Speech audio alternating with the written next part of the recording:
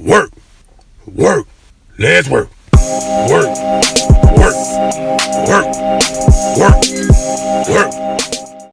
What's up, Big Dawg? This is Coach Roll, and we are back in the lab again with another episode of Big Dawg Trench Talk.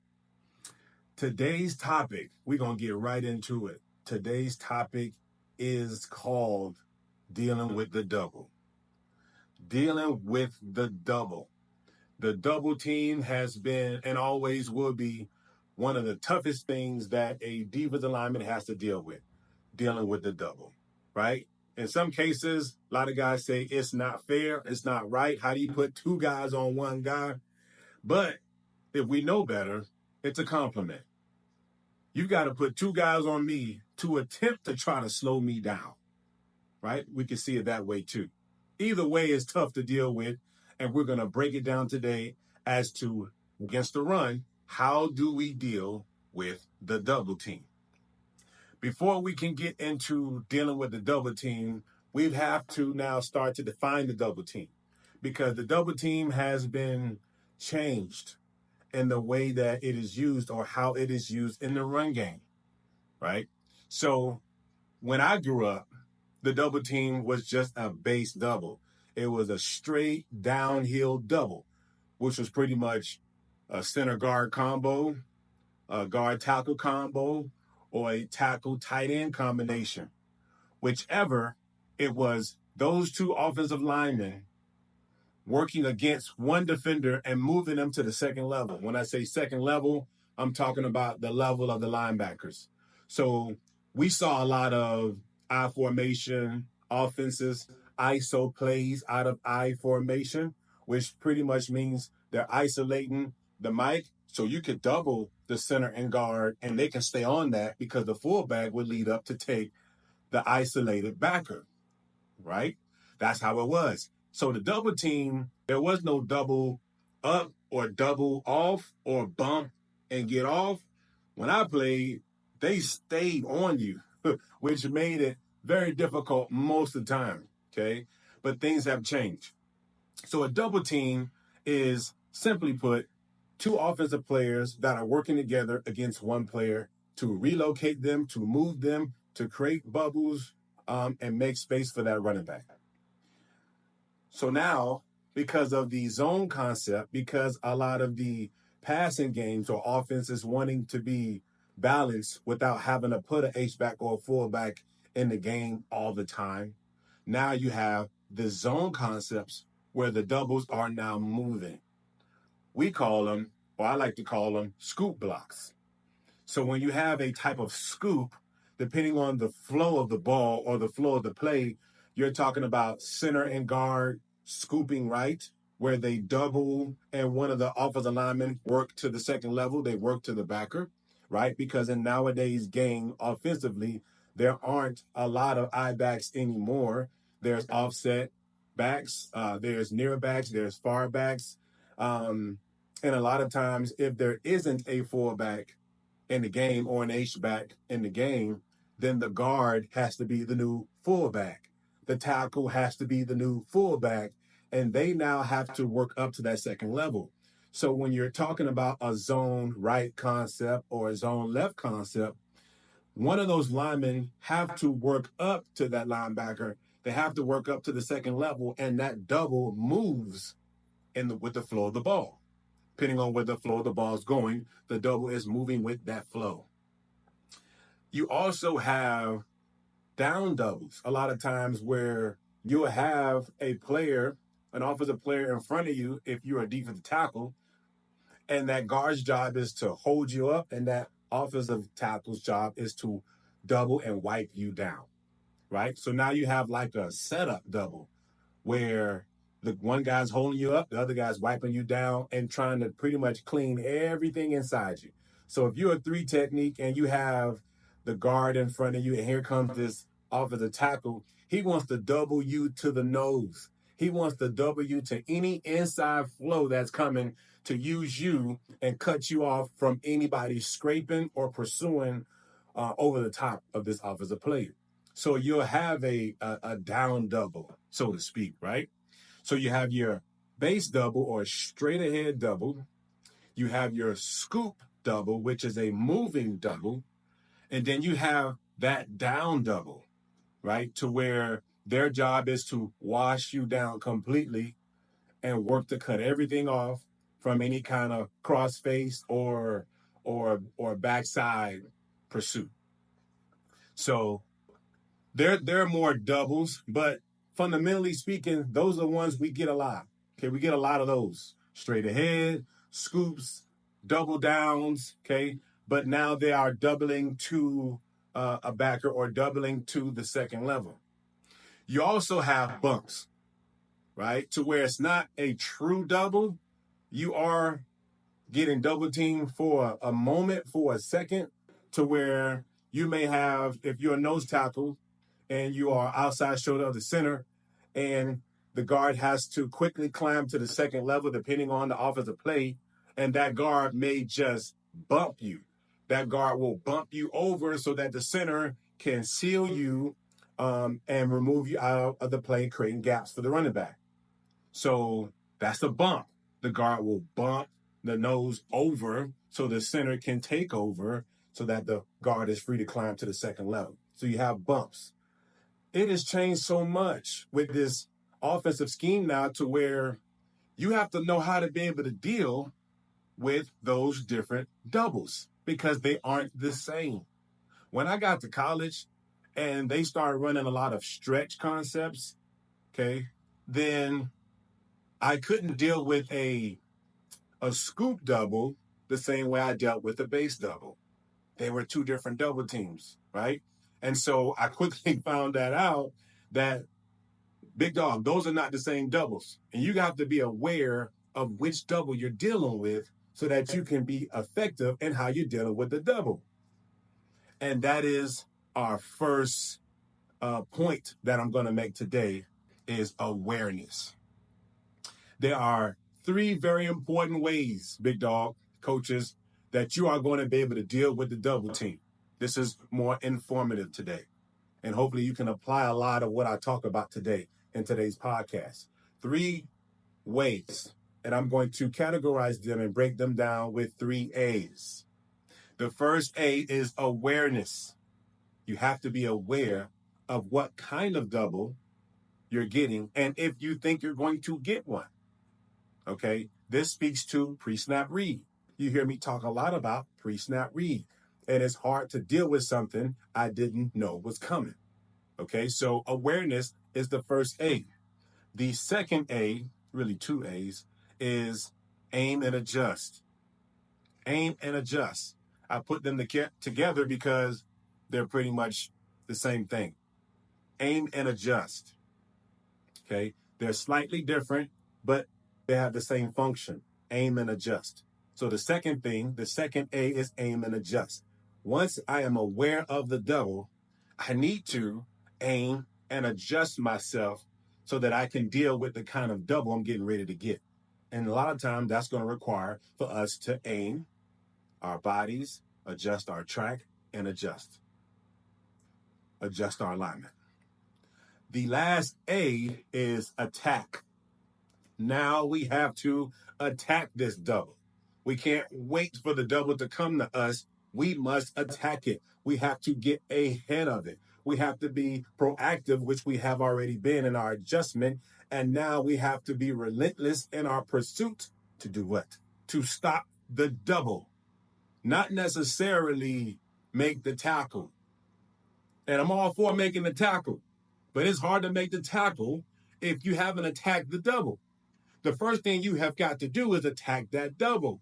Once you attack the double after snap, now hopefully we can either make the play or make the tackle. So those are my 3 to 4 A's, call it AAA, that's going to help you deal with the double. Awareness, aim and adjust, they're the same function, and attack. Let's talk about awareness. This is huge. This is probably one of the biggest ones, is that you have to be able to be aware. You have to identify if a double is coming. What are some ways you can identify if a double is coming?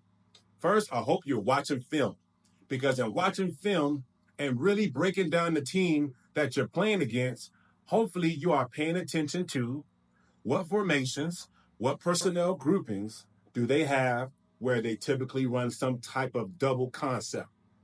What is that?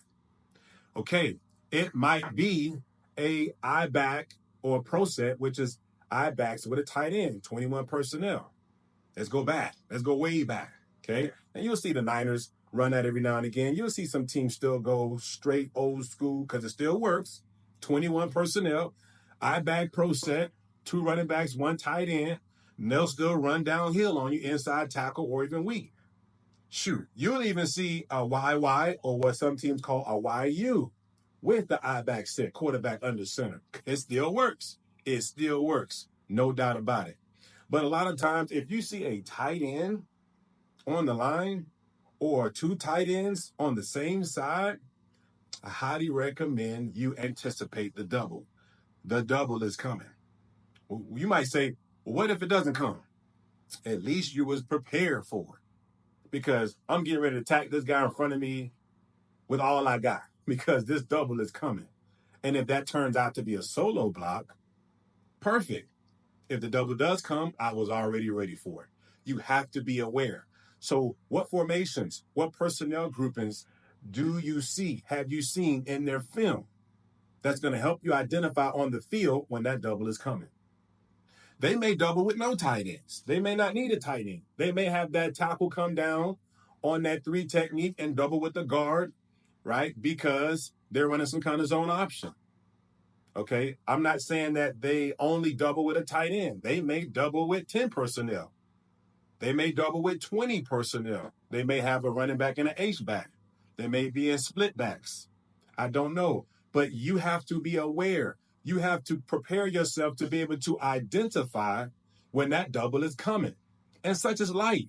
We have to be prepared for what's coming. We have to be aware. We've got to do our research. We've got to do our work. A lot of what we see on the field is because of the result of the work we've done off the field.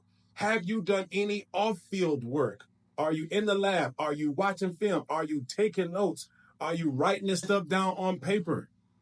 Right? So that we can prepare ourselves for what's coming. If you're a D lineman, you're going to get a double team every game. You should get one, and you should be prepared before you get it, and you should know when it's coming. You got to do the work, big dog. You've got to do the work. So the team that you're playing this week, the team that you're getting ready to play, coaches, the team that your athletes are playing, are we aware of when the double's coming? So that's the work that you got to do. Is it when a tight end's in the game?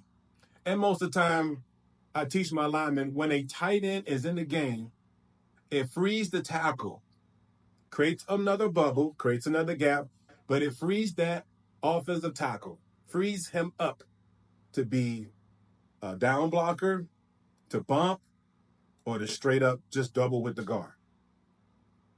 Anticipate it. Anticipate that it is coming. It may not, but I'd rather be prepared for it in case it does come. So we got to be aware. Does that make sense?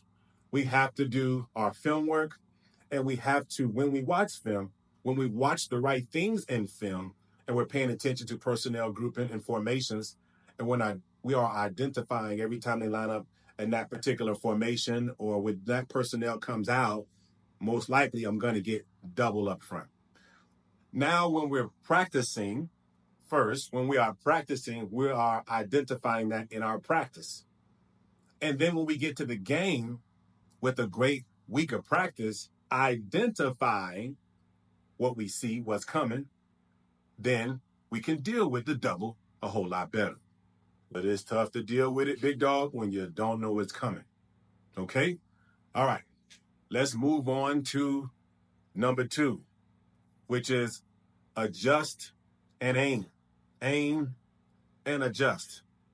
Now, let's put ourselves in the game situation. Let's keep it simple. It's I backs. Tight end is to my side. I'm a 3 technique. We're playing let's just call it a 4-3 defense. And that tight end is to my side. I'm assuming that tackle's going to come down because The tight end added a gap, added a bubble. In most cases, slid the defensive end over, widened him out to an alignment, a 9 outside the tight end. So now I'm thinking that tackle is coming down. And his eye backs, it's a double coming. When I now know that a double team is coming, what should I do? Should I stay in the same spot?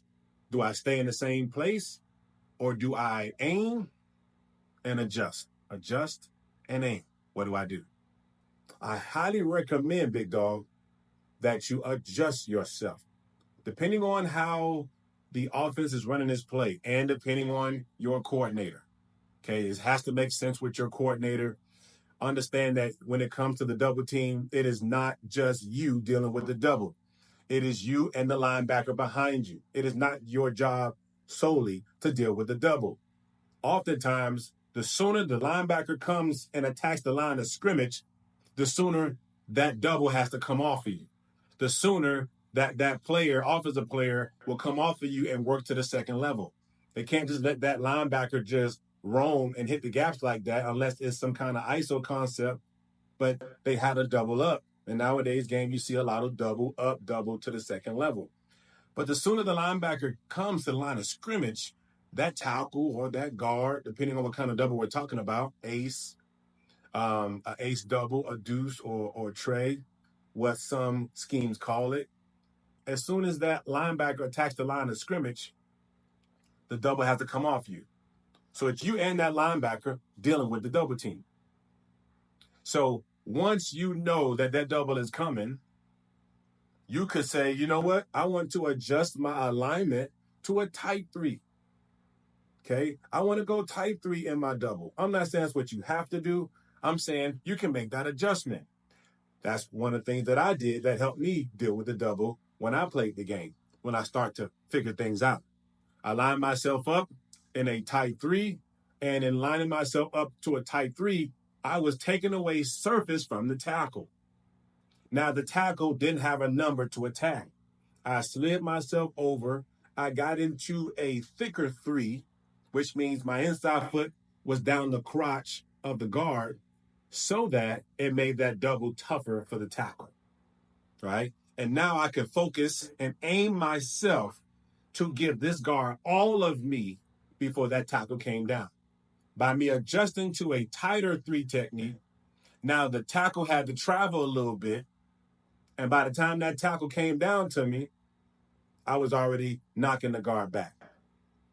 So a lot of times, making the adjustment can help you aim yourself and to be more effective by giving more of the guard, giving yourself more of the guard and less of the double or less of the tackle that's coming down. Does that make sense? In some cases, if the offense was more, not really eye backs, now we're talking shotgun and offset back, more far backs or near backs, and I'm thinking to myself, well, here comes the tackle. The tackle's coming down. More so, not really doubling up, but he's washing down. So the guard's holding me up and the tackle's washing me down. What should I do? In some cases, I would line up in a 4-eye. I would line up thicker to the tackle. I would adjust and aim. I would adjust my alignment and aim my attack. I would adjust my alignment and aim my attack. So I'll get into a 4-eye, which now I have a man handstand to the tackle, okay? And I would now take away the angle that the tackle would have on me, knowing that they want to down, or double down, create space, some kind of power zone, right? And the backside guard will pull or the H-back will slice, right? And kick out that defensive end or outside backer. But I already know, based on the personnel, based on the formation, this tackle is coming down. Guard's gonna hold me up, tackle's gonna come down and double me and wash me into the flow of the defense. I didn't want that to happen. So I would adjust to a 4-eye. Now I would get thick on the tackle. Again, if your coordinator is okay with this, if it's okay for you to do within the scheme, I'm not telling you to go do your own thing. I'm saying that I was a coordinator as well, a defensive coordinator as well back in the day. And that's one adjustment that I use because I did it when I played with my D lineman, and it made such a huge difference with the gap scheme offenses. I would have my B gap threats, my D tackles, to adjust to a 4-eye, and it took that ability away for them to wash everything down. Yes, the offense adjusted to it by sending the guard to the linebacker, but then I had to make that play. Anything that came in the B was mine. It was mine anyway to make. And we had pretty good linebackers that attacked the A gap or attacked the offensive lineman either way. But I couldn't just let my D tackles, or I couldn't allow myself to get washed down all the way into the center or the mic because I wasn't prepared for this down block by the offensive tackle. So I adjusted. I adjusted myself. There are all different kinds of scenarios, whether you are a defensive end and you're dealing with a tackle and tight end double, where they're working some kind of scoop or it's some kind of toss or a jet sweep, and the tackle and tight end may be scooping you so the tight end can climb, right? Either way, there are ways that you can adjust yourself based on what you know is coming. Now, let's talk about a scoop. How do I deal with a moving double? How do I deal with a scoop action? Let's say with the center and guard. Okay. So if you adjust yourself, if the zone is coming to you, right? Typically you have an offset back and a zone concept. They're starting to make adjustments, not starting to. Offenses make adjustments where they may put the running back in pistol, so that you don't know where the flow of the ball is potentially going to go. And they make different adjustment with the H-back placement so that you don't know where the flow's going. But let's just talk fundamentally here. And quarterback's in shotgun. I'm the nose tackle. I'm on the right side of the defense. The offset back is away from me. I'm thinking flow is coming to me. I'm thinking that the guard is going to try to bump me, work up to the linebacker, and the center is going to try to take me over. Center takes over, guard doubles up or bumps and climbs to the backers that's flowing to the ball. Well, if I know that the guard is the one that's doubling and climbing to the backer, and if your scheme allows, the adjustment I would make, I would put myself in a 2-eye. Okay, why? Because I want to try and set an inside edge. I know edge is outside, but I want to create a vertical line inside to stop the flow of the ball. If I'm on the opposite side of the back, I want to cut flow off. And if I know that I can keep the guard from climbing, then that's going to make it difficult for them to really execute a zone, because now you have a free backer. Now you got a free roaming backer now. And you're stretching that play up front. So I would often line up in a 2-eye because I knew that the flow was coming to me, tight 2-eye, and I would stay thick on that guard and keep that guard from climbing to the second level. Now, the center does not have the leverage or the angle at the line of scrimmage, depending on what the mic is, but most of the time, the center does not have the angle or the leverage to work up to the second level. It's the guard, right? Depending on where the play is going. And again, I'm speaking to, let's say, a zone to the defensive right, and I'm lined up in a 2-eye. That's going to make it difficult for the center to be the lineman that climbs and cuts off the backer. So what do? I line up in a 2-eye. I keep the guard off the backer. I stay thick. Now, I'm not staying on the inside shoulder of the guard the entire time. I'm staying on there long enough for my back to scrape and attack the line of scrimmage, and I'm going to split this double and make a play. But I have already made it very difficult for the scheme because I have adjusted my alignment. I adjusted my aim. I aimed and adjust depend on my awareness, depend on me looking at the formation, depending on me looking at the personnel. And I know where flow is going. I'm aware of flow, and I'm cutting that flow off. Okay, I'm cutting that flow off, knowing that I got a moving double or a scoop double coming. So anytime you think that you have a scoop or a moving double, one of those offensive linemen must double up or work up to linebacker. They are taking a track, they are taking an angle, and they are working to try to cut off the flow of the linebackers. That's the goal. If we can double the D lineman at the line and release and work up to the second level and just get body on those linebackers, the running back has a chance to now be one-on-one with a weak side backer or a safety, depending on how the defense is set up. But they like that matchup. They like that matchup. What we have to do up front is to disrupt that. If you're dealing with a scoop, a moving double, which offensive lineman do you think wants to work upfield? Sometimes it might be a center, depending on where that back is lined up in an offset back set. Well, get thick on the center. He may be the one that wants to double and take over the mic or cut off the mic. It might be the guard. The guard may be the one that wants to double up and cut off the mic or cut off the wheel, depending on how the defense is set up. Either way, that lineman that you think wants to double and work up to the second level, sometimes the adjustment to deal with that is to line up thick on that guy to get into a tight 2-eye or a tight 1, a tight 3 or a tight 4-eye. Either way, I'm lining myself up in a way where that guy that wants to work up to the second level as this moving double is working, I'm going to keep you from doing that. And I'm not going to allow you to create bubbles or to create a cutback lane if I'm playing this backside. Or I'm not going to allow you to bang this zone, because you know in zones there's a bang, there's a bend, and there's a bounce. I'm not going to allow you to bang or bounce because I'm going to get thick on that guy that's trying to leave and climb. I'm going to stretch this offensive play out to the sideline or make him bend back to my help. That stuff starts. Playing it like that, attacking it like that starts with your awareness and your ability to properly adjust and aim yourself, to adjust and aim your attack. You got to get in the lab. You got to watch football.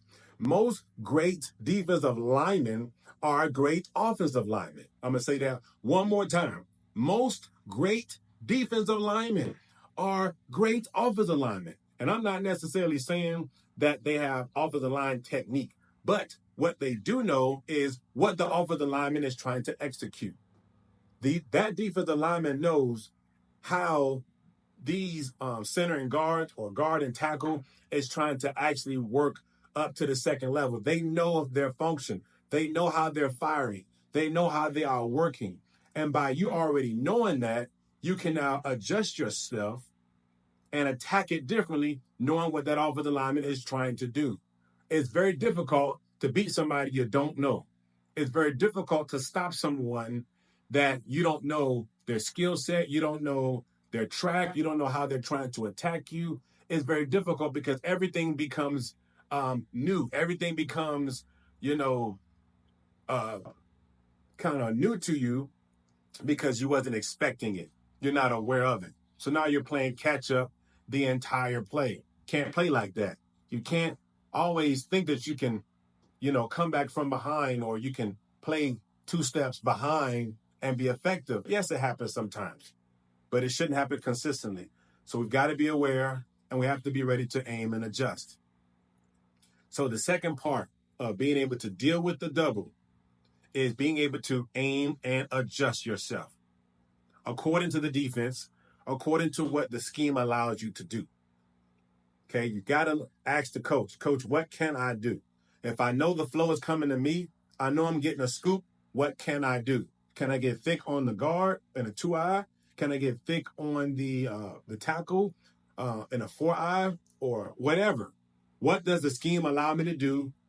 Because I'm identifying that the flow is coming to me. I'm identifying that the flow is going away. I'm identifying that a double is coming straight. How can I adjust myself within this to make me more effective at the point of attack? Now, the third A is attack. How do we attack the double?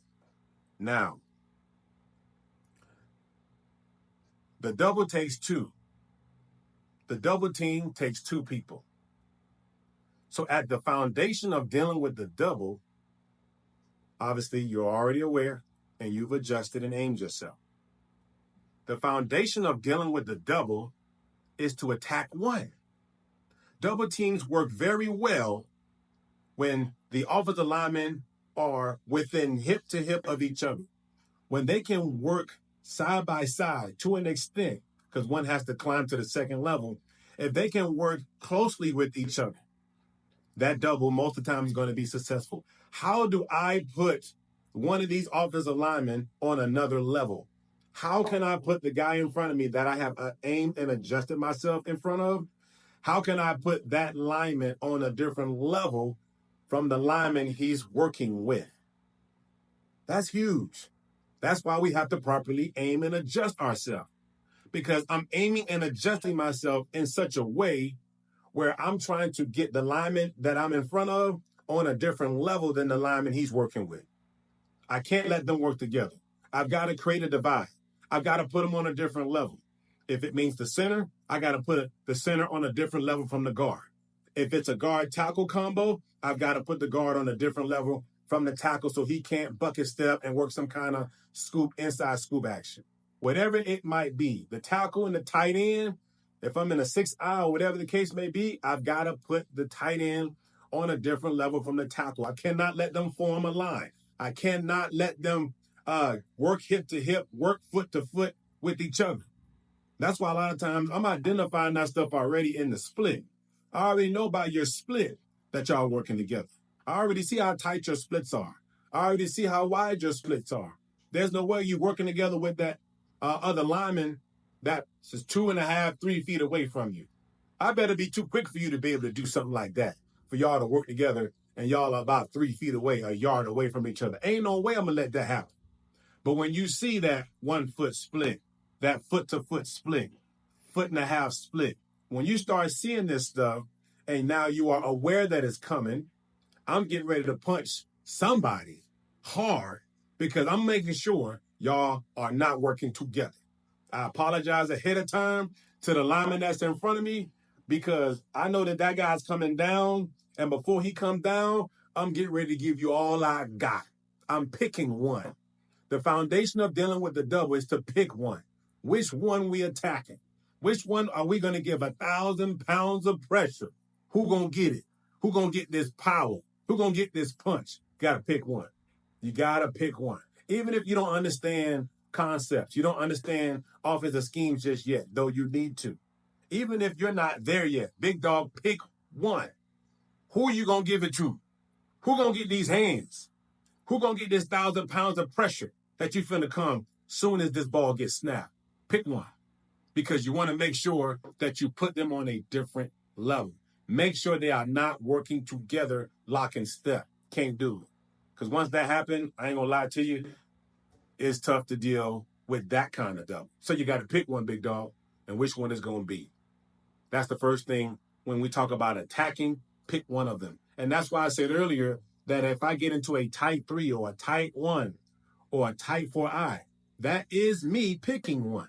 Whoever I line up thicker on, whoever I line up more on, I'm removing my surface away from the other guy, the double guy, and I'm actually trying to create as much of a one-on-one, a body-on-body basis by my alignment. Because we know offensively, depending on your alignment, that offense has to make an adjustment. You may be too far away from the doubling lineman to actually fully double. He may have to bump and climb. Or you might be positioned in such a way where they have to switch who climbs to the second level because of how you made or adjusted your alignment. Remember, your alignment forces O-linemen to adjust. They have to adjust. And them having to adjust may be the start of you dealing with the double. When they have to adjust instantly like that, at the line of scrimmage like that, because you made an adjustment based on your awareness that the double is coming, because they didn't know that you were going to make that adjustment. They didn't know you were going to shift over, a couple inches to deal with this zone. They got to be able to think on the go like that. And some offenses, some guys don't have it in them to do that. So that is a weapon. But creating a one-on-one situation within the double by lining yourself up more or thicker on a particular lineman by picking one can definitely make it challenging for a double team to be efficient. Very much so. Why? Because you are knocking one of those linemen off, right, and putting them on a different level. Now, When it comes to a base double, it is, and I'm sure you've seen the concept of the shock, the skinny, and the shed rip, right? Where you're punching that guy.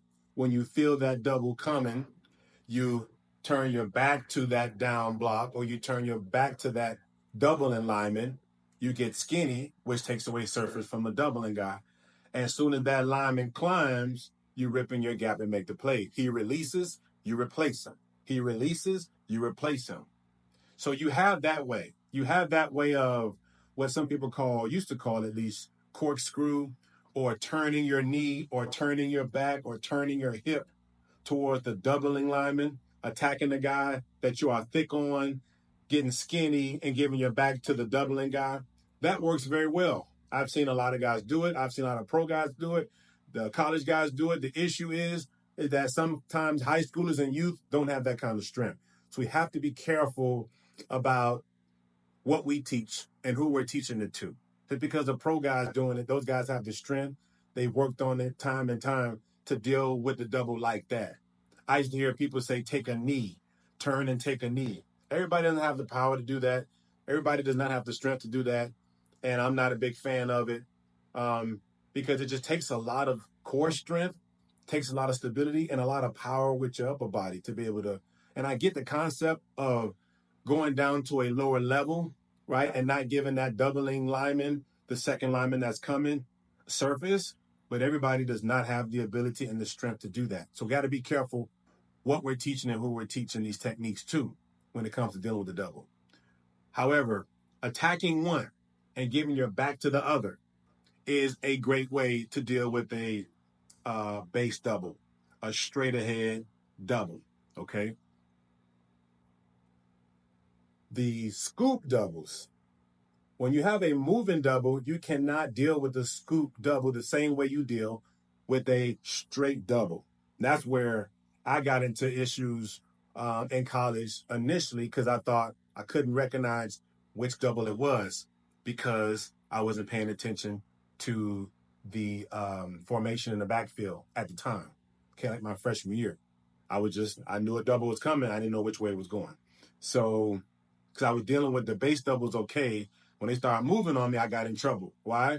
Because I would turn to a lineman, which allowed the guard, for example, turn to the center, allowed the guard to release, and it gave the center my shoulder. So I was letting the guard now go and climb, and I was making it easy for, in this example, the center to seal me, because I'm thinking that the double's coming straight, and I've kind of given myself away, allowing the guard to leave on a scoop action or a stretch concept.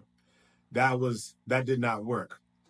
Anytime it is a scoop that you're getting, stay square on scoops. I'm telling you, if you're getting a scoop double, stay square on scoops, because that allows you to stretch this zone.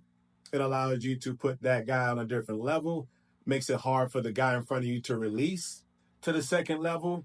And if they adjust this double and somebody releases, and now you have this huge cavity at the line of scrimmage, you can now play back inside on that concept. You can cross the face of the guy who's trying to reach you. There are things you can do with the adjustment of the running back when you stay square on scoops. Because typically when you're getting a scoop concept, it's because you got a zone. It's a zone coming your way. And a zone, remember, can bang, a zone can bounce, a zone can bend. And being square on scoops allows you to be able to play the bounce and to play the bang and to play the bend.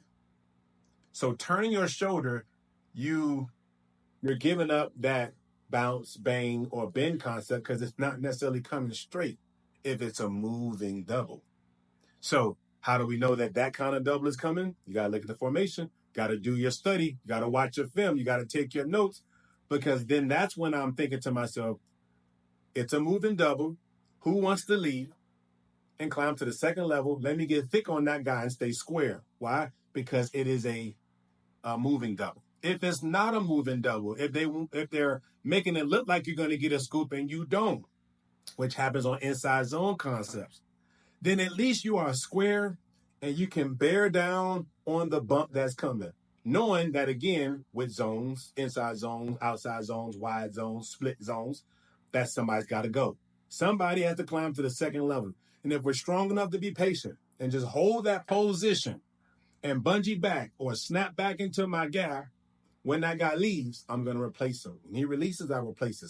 So we still got a good chance to deal with that double like that, even though it's a scoop or a zone. But you want to be square on scoops. You want to be square on scoops. Don't want to turn your shoulder. You don't want to corkscrew. That's where we get in trouble at. Want to be square on scoops. That's how I would attack. The most important thing when you are attacking the doubles is you have got to attack it.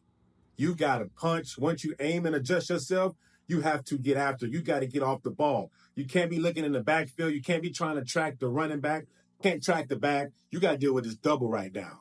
And so whether that is pinkies up, whether that is thumbs up on my punch, you just want to make sure that your hands are tight. You want to make sure that you are low and you're right. You want to make sure you're knocking those guys on another level so that they cannot work together. That's the most important thing. Once you have become aware and you adjust and aim yourself, now it is time to attack. And that's where we get in trouble with the double teams. We start, because we're not aware, because we haven't looked at the pre-snap read, we're now trying to punch and peek during a double team. Big Dog, you don't want to do that. We can't punch and peek with no double. We've already done the work. We've already done the research. We've already watched film and evaluated and broke everything down. What are we looking for? When we see this kind of formation, when we see this kind of personnel, we know a double is coming. Ain't nothing to look for. It's coming. And there's nothing more important than dealing with what's at hand. And right now, when I've done the first two steps, I've lined myself up, and it is time to give that person in front of me 1,000+ pounds of pressure. Nothing else matters. And my eyes aren't anywhere besides my hands, besides what's at hand. And that's the thing. We have to trust what we know. We have to trust what we have learned. We have to trust the work we've done. We've got to trust the scheme. I got to trust the linebacker behind me, knowing that he's got my back. He's going to feel. He's going to help me in my attack. You got to trust that stuff. And you got to know that you have somebody. You've got to know you've got somebody behind you who's going to help you deal with this double. But the best thing you can do right now is, and this is whether you're square at alignment, whether you are tilted. Some guys like to tilt and attack via the neck of the center and give the hip to the guard. Whatever you have the power and the strength and the ability to do, you have got to go. You have got to attack.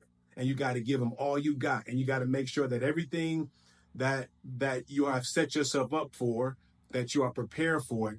But you can't second guess yourself by looking up and looking around and looking over within your first two steps. Your first two steps are attacking steps. Your first two steps are going to put you in position to deal with however this double goes. But we've got to deliver. We've got to deliver 1,000 pounds of pressure at the point of attack. And that is because we are focused and we are getting off the ball because we know that it's coming. Big Dog, this is the foundation of dealing with the double. You got to be aware. You have to aim and adjust. And then you have got to attack. And you got to know that your attack is not just you, but your linebacker is coming with you. You're playing as a team. You're working together in the box, and you are attacking the line of scrimmage. But we can't be peeking. We can't be looking everywhere. We got to know that it's coming. And if the double team is coming, then that running back is possibly right behind that double. And if I can deal with the double, if I can put those guys on a different level, then I am making the play. I am making a play, even if I didn't make the tackle, because I'm eating two. It's taking two to block me. It's taking two people to stop me. And I'm still not being moved, dealing with the double. And that's how we do it, Big Dog. Take it as a compliment. Bear down. Be aware. Adjust and aim yourself. And then it's time to go to work. Because if you can be patient, knowing you got a teammate behind you that's got your back, and next to you that's going to clean up whatever you couldn't get to, Big Dog, you can just focus on the attack and handle that. Big Dog, this is Coach Roll talking about dealing with the double. And hopefully you can take this stuff and apply it, take these concepts and apply it and get better. You know what time it is, Big Dog. It's game time. Let's go to work. Work. Work. Work. Let's work. Work. Work. Work. Work. Work.